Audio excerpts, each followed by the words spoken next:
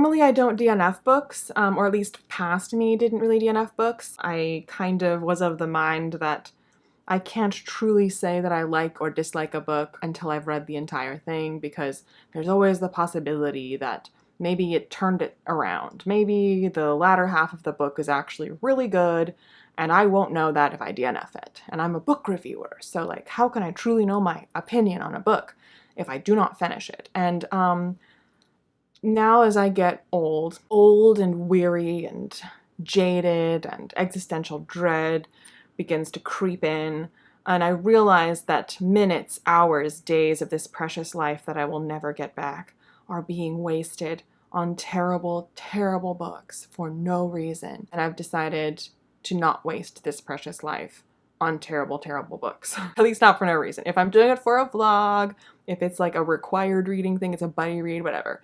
But if it's just a book that I'm reading, I'm not gonna get content out of it. I'm not gonna get joy from it. I'm not going to learn anything about writing craft from it. I'm not going to get an interesting discussion out of it or whatever. If it's just like, there's no point to reading this, it's not gonna get better, it's not interesting, I have nothing to say about this, no, this is just minutes, hours of my life that I'll never get back, let's not do that. So I've just been DNFing. So I went from about 0 DNFs, you know, maybe like the rare 1 or 2, to in 2024, I DNF'd 11 books. So snaps for me for loving myself. Self-care. DNFing is self-care. I've come around to that view. Past me would have argued, but no. DNF a book if you don't like it. The 11 books that I DNF'd, I may direct you to other videos if I talked about them more at length somewhere else. And I'll just give you like a quickie. But if I haven't talked about it anywhere at all, then I'll try to talk about it a little more. For a couple of these, when I was putting them on the list, I was like, what? I don't remember why I DNF'd it, but I trust myself. I'm doing my best. So first is illb. This was one of my vlog books for like priorities for 2024. I was a lot more generous with myself with DNFing because I was not repeating a Wolf Hall Essex Serpent situation or Priory the Orange Tree. God, those were long books that I read the whole thing of. And why? Why did I do that? The first 3 are just from that vlog. So I will direct you to that vlog for more, because I did fully discuss why I was DNFing them. Like I was thorough in explaining that, but I didn't finish them. So that's illb and Tiger and the Wolf and Crown for Cold Silver. So basically in the case of all 3 of these, especially illb was the shortest amount that I actually read. illb I read like 2 pages. The other 2, I gave it a bit of a try, like several chapters. I think for Tiger and the Wolf, I read like half of it. Crown for Cold Silver, like at least like a 1/5 or a quarter of it. illb a few pages. But for all 3 of them, I was like, this is not going to get better. This is not going to change my mind. There isn't anything here for me to like further unpack with like how it's doing something badly. Because there are books that I'm like, I think I know what it's doing and it's doing it badly, but I need to fully see how low this is gonna go to really unpack why this is terrible. And these books were just like so mid as to be painful, or just absolutely not doing anything that's of interest to me. Crown for Cold Silver was probably the best of the 3, but not like a book that I want to read. Like I was like, this isn't doing anything. It's not the worst thing I've ever read, but it's not interesting to me, and it's not bad enough for me to be intrigued in watching the train wreck of it. I was like, there's just like nothing here for me. Like there's no point to be reading this. I'm not talking about it with anyone. It's not that good. I'm not going to continue the series. It's just so painfully adequate. So I was like, this is a long book to be reading for basically no reason. I'm not gonna do it. illb writing, most amateurish writing that I've seen in a long time. And Tiger and the Wolf I actually had a lot of problems with. And I went into talking about those problems in the vlog. So I will direct you there. So next is A Dark and Secret Magic. And I once again did not write any authors' names down. Hopefully I have images of the books so the authors' names are apparent. One day I will learn. Dark and Secret Magic, I liked the cover. And it was immediately available from the library even though it had just come out, which is kind of a red flag. And it was like a witchy, romancy, Halloween-y type of book that I was like, oh, this could be kind of cute, like a practical magic type of thing, although I despise practical magic, so I don't know why. I like the idea of practical magic, and when I see people talk about practical magic or the cover of it or like clips from the film, I'm like, this looks like something that would appeal to me and that I want to like. But then I actually read Practical Magic and I hated it, and I don't really like the film either. But as a vibe, as something that sort of like could keep company with it, yeah, like I was interested in that. That appeals to me. I just don't like that story. So I was like, something that would, again, elicit that kind of a feeling is something that appeals to me, but this very quickly showed me that it was like very amateurish, cringy, like very romance focused, not vibey, not cool. I was like, oh no, I hate this. Oh no, I hate this immediately. I DNF'd it real quick. And I actually like messaged a friend and I was like, hey, we should read this. Look at this cool cover. And she started reading it and she was like, yeah, I'm reading this and I'm not really liking this, and I'm kind of feeling, or like, she did kind of like it, but she was like, I'm wondering how you're gonna feel about this. Like, I'm kind of thinking that you're not gonna like it. And I texted her back, like, I DNF'd it. Like, immediately. Like, not because she said that, but she was like getting further in and was like, I'm not sure this is gonna be your kind of book. And I was like, oh, it's not. I already DNF'd it. So, yeah. The cover's stunning. That's how they get you. The Hitchcock Hotel. Again, I thought this would be kind of a campy, fun Halloween read that would be paying homage to Hitchcock. And boy, does it ever. Like, I read very little of it, and it was just so... It was like Once Upon a Time, the Disney show, but for Hitchcock. And Once Upon a Time is a show that I watch, but like fully... Like, I feel like Once Upon a Time is self-awarely bad. Like, I think that show knows how stupid it is.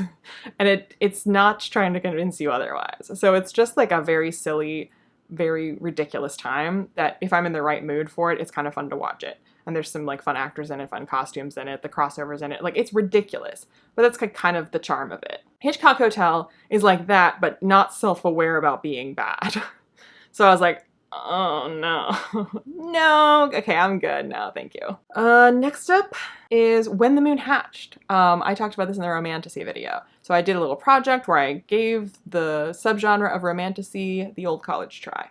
And When the Moon Hatched, I said Illborn had bad writing.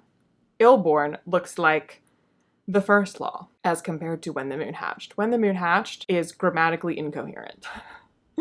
I read some excerpts of it in that video, so I'll direct you there, but I read a few pages of it and I was like, literally, that you cannot use words this way. Like, I'm all for creative use of language, but this is incomprehensible. So yeah, wow. Wow. It didn't even get to a point where I was like annoyed by the romance of the world building. I was like literally on a prose level. What are you talking about? Could not with that. Next is Catalina, which is a book that I read quite a bit of because it's not that long. And I was like a good quarter of the way through it. And I was like, it had this feeling of kind of like catching you up on this character's life and situation. And it just kind of kept having that feeling. And I was realizing that, oh, that's just the tone of this book. When I started, I was like, oh, once we kind of get caught up on the situation and this person's life and everything to do with them and this story, then we'll kind of get into the meat of the story. But I was like, oh no, the whole thing is just going to be like that. The whole thing just has this tone of like, we're going to vaguely catch you up on stuff and kind of tell you things instead of showing you. Practical Magic also had that problem. But anyway, so like I was not that interested in Catalina. Like, it wasn't that interesting a setup or a story. And then I was realizing that it was never going to kind of like be in the present in a way that I need it to be. So I was just like, yeah, no, okay, I'm good. Next is The Midnight Club, which I tried. And I restarted a few times because I have it. I think I still have it. It's a very pretty book. Because it sounded like it would be sort of like an intriguing, speculative, dark academia type of thing. And the whole thing kind of hinges on if you find these characters to be intriguing, interesting, compelling, and believable. And I absolutely did not on none of those counts. They were not interesting, not believable, not compelling. They were just nothing characters that didn't make a ton of sense and weren't interesting. And the whole thing hinges on you finding them interesting, because it's kind of this like past, forward, future. It's like a timey-wimey kind of book, which I also didn't totally know when I started it. But once I realized that, like, that wasn't the thing that made me go, oh no, I can't read this. I was like, oh, I wasn't expecting that, but okay. And then I was realizing, I was like, no, I just don't care. Like, these whole revelations about like what might have been, what could have been, what does it mean to know what could be, etc., which is kind of what it's about. I was like, but you have to be interested in these setups and in the what could be and in the characters it's happening to. And no, there's just nothing to them or their situations, and I kind of hated them. Not because they're like really despicable, evil characters or anything. They're just like so vapid, boring, shallow, just nothing to them. I was like, I'm wasting my time with this. Next is Get the Picture, which is nonfiction. And this is kind of my fault. I don't think this is necessarily a bad book. The thing is, I was listening to the radio and the author was on because the book was coming out or just had come out or was about to come out, whatever. And I was really intrigued by what she was talking about. And I was like, oh, I want to read that book because this is really interesting to me. And in the interview, she was specifically kind of talking about the manufactured space of a what's it called? Of a gallery. And the sort of like the social construct of a gallery and the spoken and unspoken rules and customs associated with it, with like what makes something art and what we think of as what is necessarily what a gallery needs to look like to show the art, and like how we interact with that space, and what that the like social and class and economic divides of it and implications of it in a lot of ways that are like not, you know, that we don't necessarily think of it. We like take it for granted because we all just kind of know what a gallery is. It was all very anthropological, and I was like, oh my gosh, this is so interesting. I super want to read this book. And then I started reading it and I realized that like that's probably a part of it. I mean, it's obviously a part of this book. She was talking about that. But that's not like what the book is about. That's why I stopped reading, because I was like, oh, my bad. I should have kind of looked into this more and not been like, based on that interview, I want to read this book. Because that's a very kind of small part of it, or not the main part of what this book is about. And I was realizing quickly that I was like, oh, I'm actually not interested in the majority of this book. So I was like, eh. Next is An Education in Malice that I frankly don't remember. I mean, I do remember starting it, and I remember DNFing it, but what happened in between? I think this is also like a romance-heavy, speculative, dark academia type of thing. I don't know. I think I wanted to try it because of the dark academia-ness of it. I don't know what made me want to try it, but anyway, I did try it, and why did I hate it? I think I didn't like the writing, and I think I was also really bothered by whoever the romantic lead would be, or what the romantic setup was. I think I found someone either infuriating or unsympathetic or something like that, where I was like, I cannot be rooting for this. And if this is what this is going to be about, I don't want to read this. I'm kind of remembering that kind of a sense of my feeling at the time. Whatever it was, it put me off pretty quick, and I stopped reading it pretty immediately. And last is Promise of Blood by Brian McClellan, because I have the Broken Binding editions. And I was like, let's try this series before I sell it. Because I kind of suspected that I probably wouldn't like it, but I was like, maybe I will. And I do, in concept, like Flintlock Fantasy, but I find that I rarely like it in execution. And then everyone was saying how like either the prologue or the first chapter of this book is just so phenomenally good that it's kind of downhill from there. And personally, I don't think the beginning of it was that good. And I was like, this is the best part? Well, that's a real quick no then. Stunning books, stunning cover, or the original cover, which is what they have on the Broken Binding editions, isn't that cool. But like the sprayed pages and the inside art, very beautiful.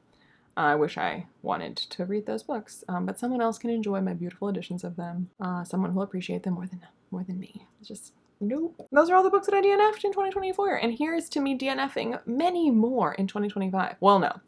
Ideally, I DNF very few books in 2025, not because I'm not letting myself DNF them, but because everything I'm reading is just so good that I don't feel the need to DNF anything. That's unlikely, but a girl can dream. Anyway, let me know if you've read these books, if you also DNF'd them, if you loved them, you hated them, if you're like, girl, I also wish I had DNF'd it, you made the right choice.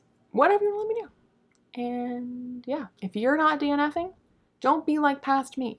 Take future me's advice. Start DNFing. It feels good. And yeah, okay, bye.